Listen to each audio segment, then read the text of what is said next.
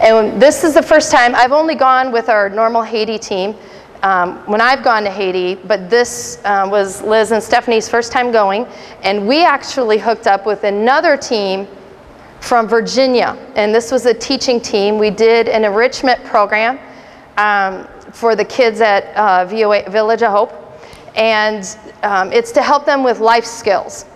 Stephanie and Liz taught music. I taught art, which is hilarious. It was okay, but not my area.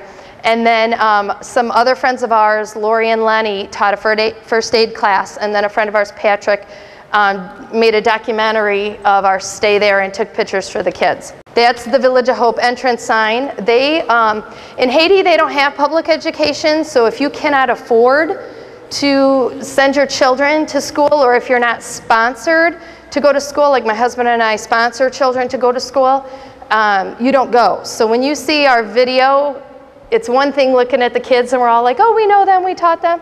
And then you look at all the kids on the street and they don't go to school, and it's hard to look at them. That is Duval. He is a great man. He worked with us at the enrichment program. He is a metal worker, and we went to his house, which is a 12 by 12 concrete block wall, like our walls are made out of. That's his house, and he has a shop there. And they take these 55-gallon drums like the U.S. gets rid of, and they take it and cut it up and make some beautiful, beautiful artwork out of it, and you're going to hear more about that in a second. I want to tell you one other thing. There is another man who's a very dear friend of ours. His name's John. During the earthquake, their houses are so compact, and you'll see when you get there, or when you see the video. His house is somewhat stable, but not really, and the two houses next to his collapsed into his house. And he said, you know, one of the things I've learned through this earthquake, now we're talking about Haiti, was God is calling our people to a simpler life. And we looked at each other like, really? A simpler life? You live in Haiti, you don't have electricity or running water in your home, and God is calling you to a simpler life. Okay. And we learned so much about each other, about our lives, about the people. It was just an absolutely amazing experience for us. And Liz is going to talk to you. We did nightly worship. We led worship and devotions for our team every night. And Liz wants to talk to you a little bit about that.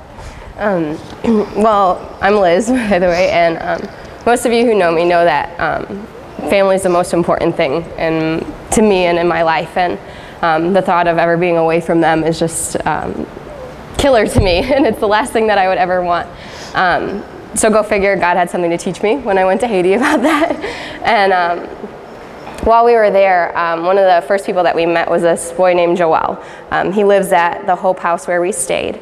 And he's 18 years old, but he lost his family when he was very young. I'm not sure what age. So he's been living there for a long time on his own. And so after talking with him, playing a couple games of Uno, I was just thinking, you know, it must be so hard for him. Everyone that comes into his life leaves after a week. Like, there's so many teams that come to the Village of Hope to do great things and to do such good work, but then they all leave. And I was just sitting there thinking how hard that must be for him to have everyone that comes into his life leave again. And the last couple that was there running the Village of Hope were like family to him, and when they left, it was like he had nobody. And I just couldn't handle it, so I went back to my room and was journaling about it, and God said to me, you know, even though he's alone, he's not alone.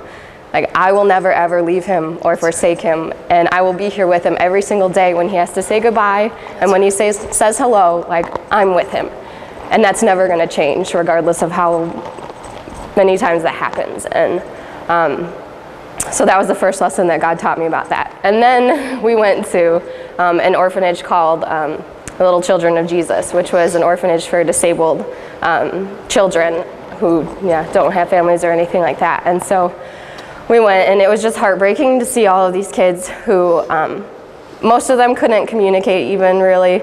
A lot of them were in wheelchairs and bedridden, and that was their life.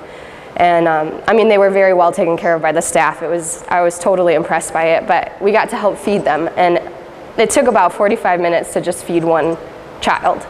So I had a lot of time to sit there and think, and I was feeding one little girl, and I just sat there thinking the whole time, how many times does this girl get hugged? And how many times does someone just touch her? And every time you touch her, she would just smile and laugh.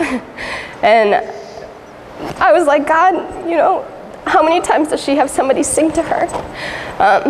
So I just sat there and fed her, and I sang to her. And then God said to me, when no one's here, I hug her. That's right. When no one sings to her, I sing to her. And I will never leave her or forsake her. And every day that she's alive, I'm standing right next to her, and I will be with her.